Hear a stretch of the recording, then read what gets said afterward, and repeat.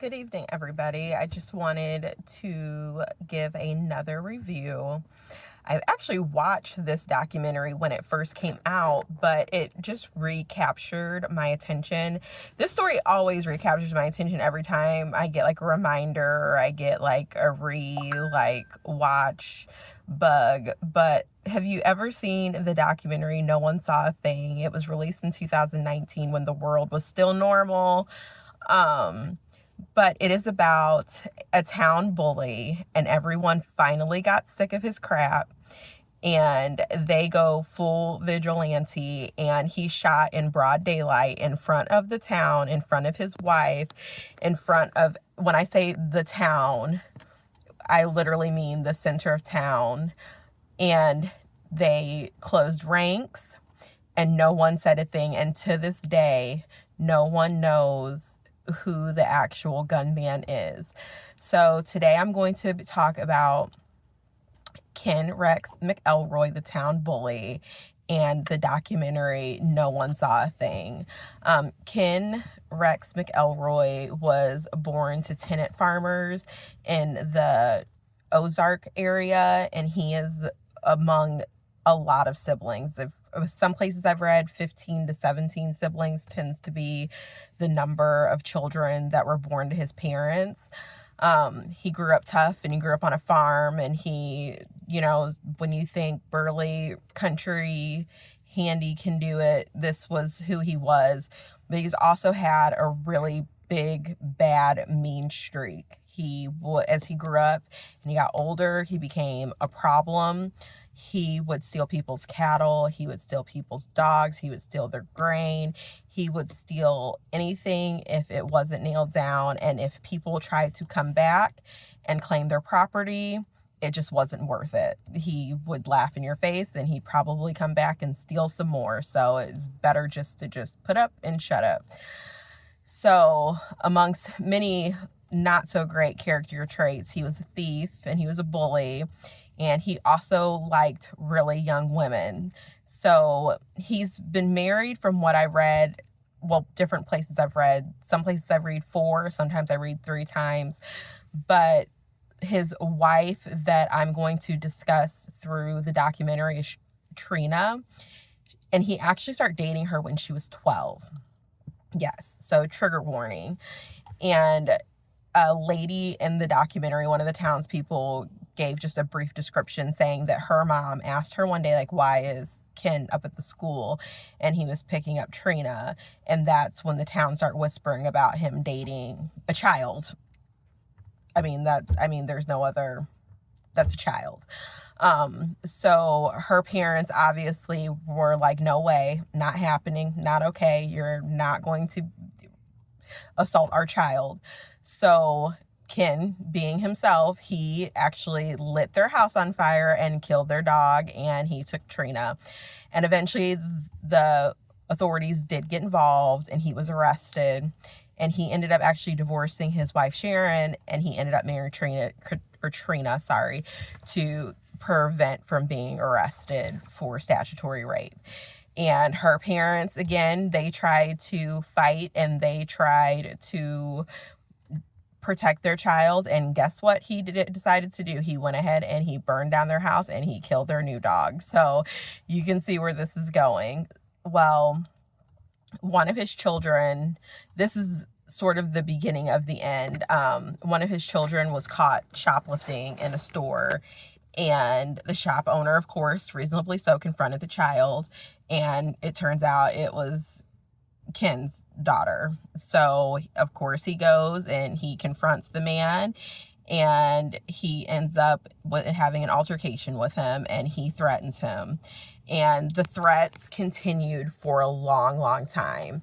And eventually the man is shot, and there's charges filed, and Ken McElroy is facing charges. And guess what? That does not stop him. He still harasses that poor man.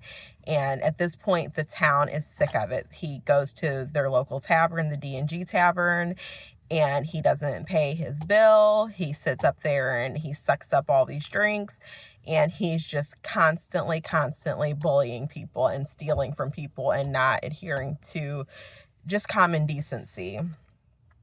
So one day Trina and Ken are leaving the D&G Tavern, and she's, in her testimony, claims just suddenly there was a huge swath of, like, it felt like everybody in town was outside of the D&G Tavern, and Ken McElroy is shot in the head. She did not see who did it, but she thinks she knows who is the shooter.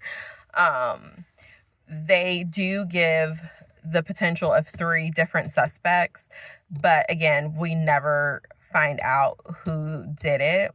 The police are kind of torn. There's the investigator who wants to solve the crime because somebody was murdered and they deserve justice. But the other side of the town, or the majority of the town, is this is street justice. He was never going to stop bullying. He was never going to stop raping, stealing, and now attempted murder. It was never going to end. So we go through all the episodes and people giving their different theories and what happened to the murder weapon. So the rumor is that the murder weapon, there are 2 murder weapons, and one is still within the city of Skidmore, Missouri, where the crime takes place. And then the other one was eventually ends up out of town, out of state somewhere, and that's the end of that. Trina does end up moving out of town because she's scared for her life. And from what I've read in the articles I've seen, she does end up actually kind of living a more quiet life. She unfortunately ends up passing away from cancer, I think, in 2011, never knowing what happened. But she did end up suing the city of Skidmore over her husband's assassination, and that's kind of where it ends. But I also wanted to touch base just on the city of Skidmore itself. Is a very fascinating place because for such a small town of 200 to 300 people, there is a lot of violence, and it is a very fascinating thing to watch documentaries on it. And I'm actually thinking about delving in and doing a further study because, like I said, for 200 to 300 people, they've had crimes and violent crimes. So a woman was stomped to death in front of her home by her boyfriend, and he is actually still alive and serving time. This was in the early 90s for her murder. Then we have another instance of a young man who just disappeared without a trace. Till this day, we have no idea where he could be, but it is literally like he fell off the face of the earth. There are some theories. His first name was Brendan Dassett, and I'm not sure if I'm pronunciating his last name correctly. So charge it to my head, not my heart. But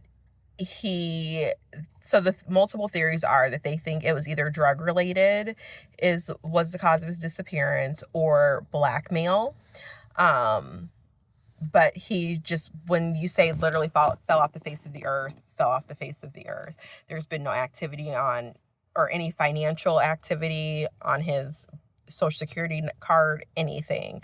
And then which is really strange, his cousin, and this is a story that made national news, was actually murdered while pregnant, and she was selling something via social media, and her baby was cut from her womb, and by a woman who was pretending to be pregnant and had to produce a child.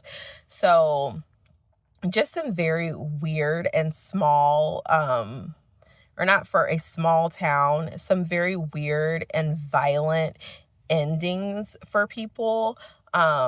Let me know if we should do a deep dive into what's going on in Skidmore, Missouri, because my interest is definitely peaked again.